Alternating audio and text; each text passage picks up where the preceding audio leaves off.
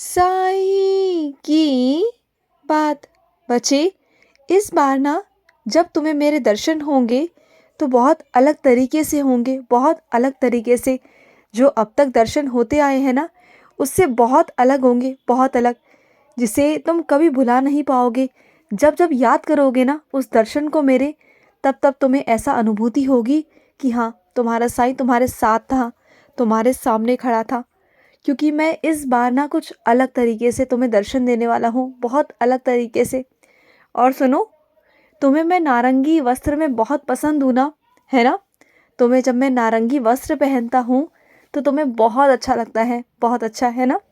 तो ठीक है, मैं नारंगी वस्त्र पहनकर ही तुम्हारे पास आऊँगा, ठीक है ना?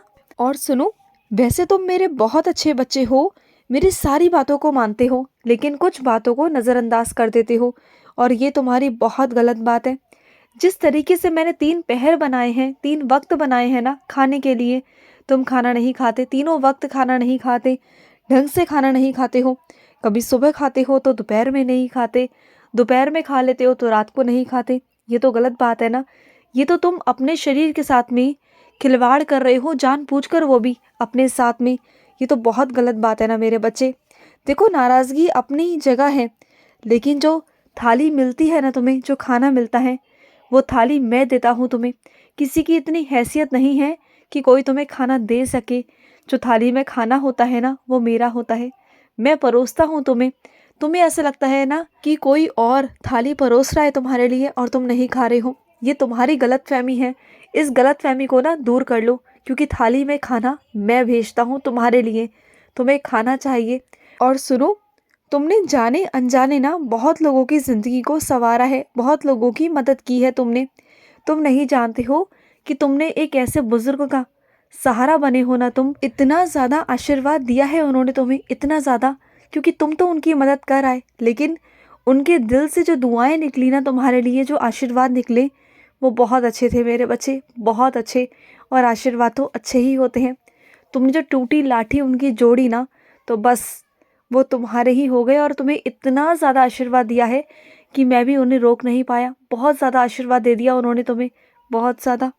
और वो आशीर्वाद तुम्हें फल स्वरूप आगे चलकर मिलेगा जीवन में, देखना। और सुनो, एक बात तुमसे कहना चाहता हूँ कि तुम ना किसी की बातों में मत आया करो, किसी की भी बातों में मत आया करो। जो तुम्हें भड़काने आते हैं ना किसी और के खिलाफ, तो वो नहीं चाहते हैं कि तुम किसी से रखो, और वो जानबूझकर तुम्हें भड़काने की कोशिश करते हैं, तुम्हारे पास आते हैं तुम्हारे शुभचिंतक बनकर। लेकिन असलियत में ना वो तुम्हारे शुभचिंतक नहीं है, वो तुम्हारे दुश्मन हैं। वो शुभचिंतक के होड़ में, उनकी आड़ में दुश्मनी निभाने आते हैं तुमसे। तो ऐसे लोगों से दूर ही रहो तो अच्छा होगा तुम्हारे लिए। और सुनो, मैं तुम्हें ना हर एक गुण से नवाजना चाहता हूँ, और मैं हर गुण से नवाजूंगा तुम्हें, हर गुण से सजाऊंगा तुम्हें। तुम्हारे अंदर सारे गुण आएंगे, देखना। कुछ गुण तो तुम्हारे अंदर पहले से ही हैं, लेकिन तुमने कभी उस तरफ गौर नहीं किया। लेकिन अब वो सारे एक एक कर कर मैं बाहर निकालूंगा, और जहाँ कोई कमी है ना, वो मैं तुम्हें दूंगा, और उस पर तुम आगे से आगे निकलना। मैं हमेशा तुम्हारा साथ रहूँगा, हमेशा। और तुम्हें शंख नाद करना भी सिखाऊंगा तुम्हें। तुम्हारे अंदर बहुत काबिलियत है, और जो है उसे तुम देख नहीं पाते हो, लेकिन अब सारी बाहर आएंगी, एक एक कर कर मैं बाहर लाऊंगा तुम्हारी। और सुनो, कुछ ना आदतें बुरी हैं कुछ लोगों की, लेकिन तुम ना बदल नहीं सकते हो। कुछ लोगों को तुम बिल्कुल नहीं बदल सकते हो, जिसकी जैसी सोच है वो वैसी ही रहेगी। लेकिन जहाँ पर अपनी बात रखनी हो ना, वहाँ पर हिचकिचाया मत करो। देखो, अपनी बातों को कह दिया करो। अगर मन में रखोगे ना तो अपने आप को कल्पाते रहोगे, परेशान रहोगे। कह दोगे ना तो तुम्हारा दिल ही हल्का हो जाएगा। कह दिया करो। देखो, जो चीज़ तुमने अपने ज़िंदगी में अनुशासित रखी है, जो चीज़ें तुमने अपने जीवन में व्यवस्थित रखी हैं, पालन किया है चीज़ों का, तो कुछ लोग आकर अगर भंग करने की कोशिश करेंगे तो तुम्हें रोकना ही पड़ेगा। नहीं कहोगे तो तुम ही परेशान हो जाओगे। इसलिए जो भी है कह दो। ज़रूरत पड़ने पर अपनी बातों को कह दो, अपने शब्दों को अच्छे रखना। बस बस अपनी बातों को कहने की हिम्मत रखो, और अपनी बातें कहना सीखो। क्योंकि तुम हमेशा दूसरों से अपनी बातें कहलवाते हो, लेकिन इस बार तुम सीधे सीधे अपनी बातों को खुद रखोगे। क्योंकि तुम छुपकर नहीं रह सकते। तुमने कुछ गलत नहीं किया कि तुम छुपो। तुम सबके सामने आओ, और तुम्हें सामने आना होगा। और जब तक तुम सामने नहीं आओगे ना, ये लड़ाई कभी ख़त्म नहीं होगी, क्योंकि सामने वाले तुम्हें हमेशा कमज़ोर समझते हैं, जबकि तुमने कोई गलती नहीं की। कोई गलती नहीं है तुम्हारी और ना तुम कोई दोषी हो। तुमने कुछ गलत नहीं किया, अपनी तरफ से तुमने अच्छे से अच्छा किया।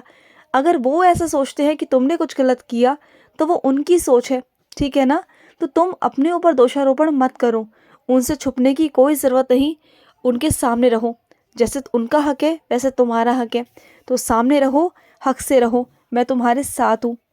और सुनो, धीरे धीरे मैं तुम्हारे अंदर इतना कुछ देने वाला हूँ ना, इतनी सकारात्मकता, कि जो भी तुम्हारे साथ रहेगा ना, जो भी, वो अपने आप को भाग्यशाली समझेगा। और जो भी तुमसे बातें करेगा, जो भी तुम्हारे साथ रहेगा, उसे हमेशा मेरा एहसास होता रहेगा और उसे हमेशा ये लगेगा कि तुम ईश्वर का अंश हो। और ये बात सच भी है कि तुम मेरा अंश हो, तुम्हारे अंदर मेरा अंश है।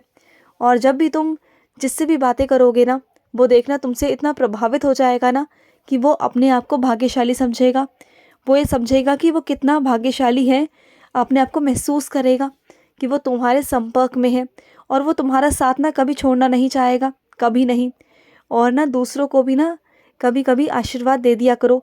कुछ लोगों को ना तुम्हारे आशीर्वाद की बहुत ज़्यादा ज़रूरत होती है, क्योंकि तुम मेरे बच्चे हो।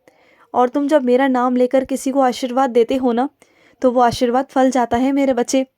तो हमेशा आशीर्वाद दिया करो। आशीर्वाद देने से कोई घटता नहीं है मेरे बच्चे। जब आशीर्वाद देने की बात आए ना, तो खुलकर आशीर्वाद दिया करो। मैं भी तो तुम्हें देता हूँ ना आशीर्वाद, तो तुम भी दे दिया करो। और सुनो, तुम चाहो ना तो बदल सकते हो अपनी किस्मत को, अपनी चीज़ों को, अपने माहौल को। तुम्हें खुद बदलना होगा, कोई और नहीं बदलेगा। तुम्हें खुद से चीज़ें करनी होंगी, तुम्हें खुद से कदम बढ़ाने होंगे। और खुद के लिए तुम्हें अपने आसपास का माहौल बदलना होगा। देखो, इसमें कोई कुछ नहीं करेगा, तुम्हें खुद से करना होगा। खुद आगे बढ़ो, अपना माहौल बदलो, और धीरे धीरे मैं भी तुम्हें बदल दूंगा। तुम्हारी सोच भी बदल जाएगी और आने वाले भविष्य में देखना सब कुछ ठीक हो जाएगा, देखना। और सुनो, तुम्हें पायल बहुत पसंद है ना, तो देखो, मैंने तुम तक पायल पहुंचा दी। तुम्हें पायल पहनने का बहुत शौक था ना, कि तुम्हें पायल पहननी है, तो देखो, पायल पहुंच गई ना तुम्हारे पास। और सुनो, मैं अपने कुछ बच्चों से कहना चाहता हूँ कि अपने शरीर में ना कोई भी काला धागा बांधो, चाहे पाँव में बांधो, चाहे हाथों में बांधो, क्योंकि तुम्हें नज़र बहुत लगती है। क्योंकि जब भी तुम तैयार होते हो, खूबसूरत लगते हो ना, तो कई लोगों की नज़रें तुम पर होती हैं, क्योंकि तुम कभी कभी तैयार होते हो। बहुत ऐसे कम मौके आते हैं जब तुम तैयार होते हो, लेकिन जब तैयार होते हो ना, तो लोगों की नज़रों में आ जाते हो, क्योंकि तुम बहुत सुंदर लगते हो उस वक्त। तो थोड़ा लोगों की नज़रों से बचकर रहा करो, ठीक है ना। और सुनो, तुम्हारा शिरडी आने का बहुत मन है ना, तुम चाहते हो कि दिवाली पर तुम शिरडी में हो, तो मैं इंतज़ाम कर रहा हूँ तुम्हें बुलाने का। वैसे मैं तुम्हें बहुत जल्द शिरडी बुलाने ही वाला था, और तुमने आगे से कह दिया कि साईं, मुझे शिरडी बुला लो। जब तुमने कह दिया है ना, तो मैं पूरा कर दूंगा, ज़रूर कर दूंगा। और रही पैसों की दिक्कत, तो वो भी इंतज़ाम सारा हो जाएगा। ये मत सोचना कि कैसे होगा, क्या होगा, हो जाएगा, सब मैं करवा दूंगा, तुम बिल्कुल चिंता मत करो। और भेज रहा हूँ मैं किसी को मदद के लिए तुम्हारी। तुम बहुत परेशान हो ना, तुमने कहा है कि साईं मुझे मदद चाहिए, तो भेज रहा हूँ, अपने बच्चे को भेज रहा हूँ। वो मेरे ही रूप में आएगा और तुम्हारी मदद करेगा। और तुम्हारे घर की सफाइयों में कुछ ऐसी चीज़ें निकल रही हैं जो सिर्फ रखी हुई हैं, उसका तुम इस्तेमाल नहीं करते हो, तो उसे वापस से सजाना मत, उसे फेंक देना, हटा देना वहाँ से। उन चीज़ों को तुम इस्तेमाल तो नहीं करते हो, लेकिन हर बार उसे साफ कर कर रख देते हो, और ये चीज़ें पड़ी ही रहती है तुम्हारे घर पर। तो इस बार हटा दो उसे, जो इस्तेमाल नहीं करते हो, ठीक है ना। खुश रहो। आज का साई संदेश समाप्त हुआ।